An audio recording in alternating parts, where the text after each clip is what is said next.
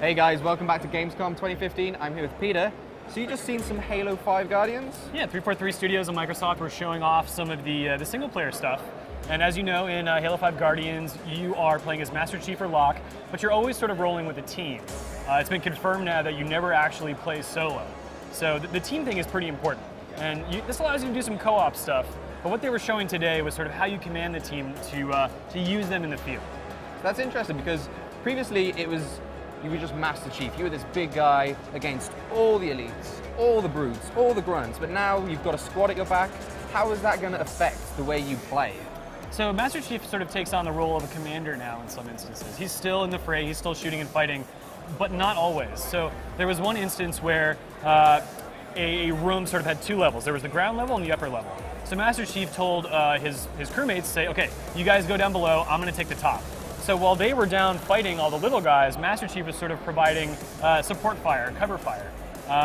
And that gave him an opportunity to sort of take his time and observe the situation, which is kind of interesting. And he was also able to instruct the team to say, pick up certain weapons, right? So rather than pick it up himself, he could have someone else pick it up, which is good, because I don't know if the AI would really be able to negotiate the priority of who gets what.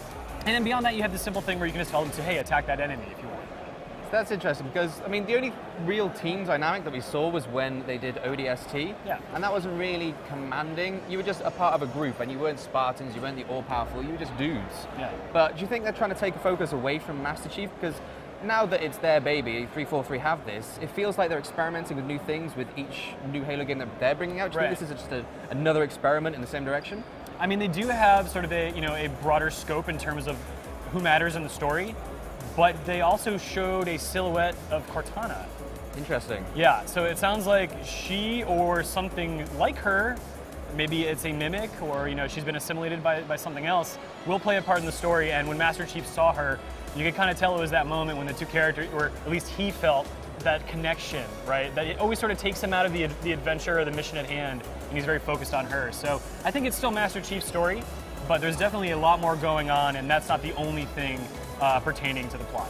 Well, that's good that they're trying to keep it connected to the Halo world because, well, 5 games in following Master Chief, it's going to be hard for guys to really keep invested in something that's gone from the original Xbox now to Xbox One. But from what you told me, the campaign's a lot longer and they're offering a lot more in terms of content. Yeah, they said it's going to be twice as long as Halo 4.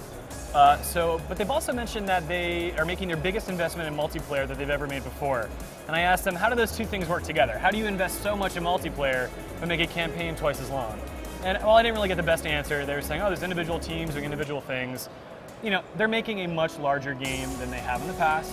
So there's going to be a lot more Halo content for people. There's going to be 20 maps at launch, which sounds like a lot to me. Yeah, and then in the 8 weeks that follow, they're going to be adding more for free.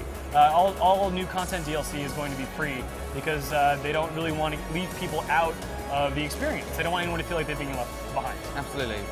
Well, I know you're the one that saw it, but for me, hearing you talk about it, it feels like this is 343's kind of Hail Mary chance of Halo.